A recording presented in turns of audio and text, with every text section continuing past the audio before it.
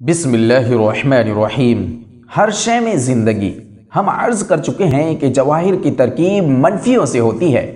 ہر دو منفیوں کے درمیان خالی جگہ ہوتی ہے جہاں منفیہ حرکت کرتا ہے۔ تیز حرکت کی وجہ سے یہ خالی جگہ پر ہو جاتے ہیں۔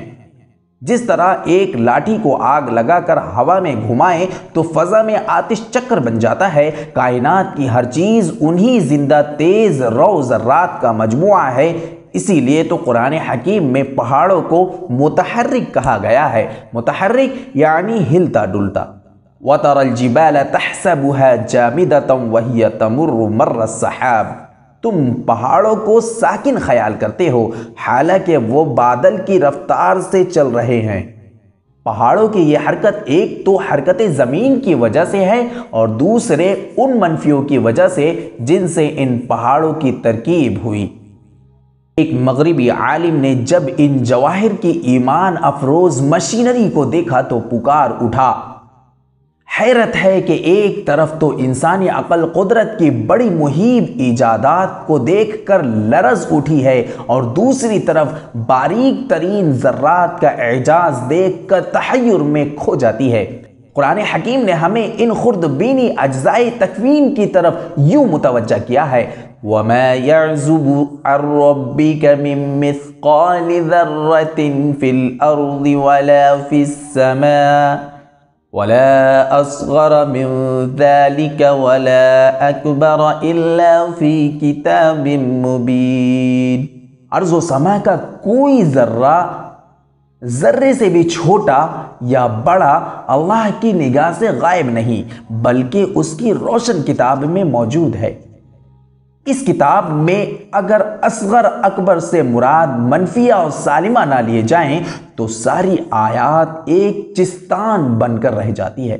چونکہ اللہ کو علم تھا کہ 20ویں صدی میں علماء فطرت ذرے کے یہ اقسام دریافت کرنے میں کامیاب ہو جائیں گے، اس لیے وحی میں اس آخری کتاب کی عظمت تسلیم کرانے کے لیے اللہ نے اقسام ذرات کا بھی ذکر فرما دیا ہے۔ قرآن حکیم کے الہامی ہونے پر اس سے بڑی دلیل کیا ہو سکتی ہے کہ اس میں ایک ایسی چیز کا ذکر موجود ہے جس کا علم ایک طاقتور خوردبین کے بغیر حاصل ہو ہی نہیں سکتا۔ انہی ذرات خوردبین کا سالہ سال تک مطالعہ کرنے کے بعد لارڈ کلون چلا اٹھا تھا، یہ خیال سراسر باطل ہے کہ کائنات کا آغاز یا تسلسل بغیر کسی خالق کے ہو سکتا ہے۔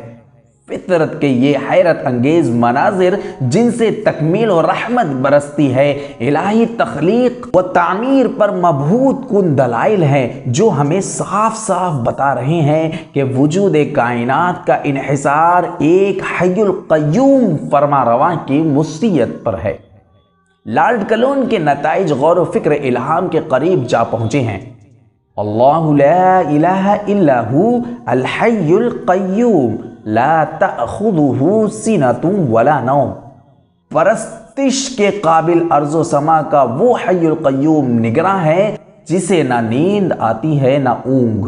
فضا کے ان کروڑوں کروں میں تصادم کیوں نہیں ہوتا؟ اس کا جواب یہ ہے کہ اللہ جاگ رہے ہیں۔ ان اللہ یمسک السماوات والارض ان تزولا وَلَئِن زَالَتَا إِنْ أَمْسَكَهُمَا مِنْ أَحَدٍ مِّن بَعْدِي۔ اللہ ارض و سما کے سرکش کروں کی باگیں تھامے ہوئے ہیں کہ کہیں یہ اپنے مداروں کو چھوڑ کر بھاگ نہ جائیں، اور اگر ایسا اتفاق ہو جائے تو اس کے بعد کوئی نہیں جو انہیں تھام سکے۔ وَيُمْسِكُ السَّمَاءَ أَن تَقَعَ عَلَى الْأَرْضِ إِلَّا بِإِذْنِهِ۔ اللہ نے آسمانوں کو تھامے رکھا ہے کہ زمین پر گر نہ پڑے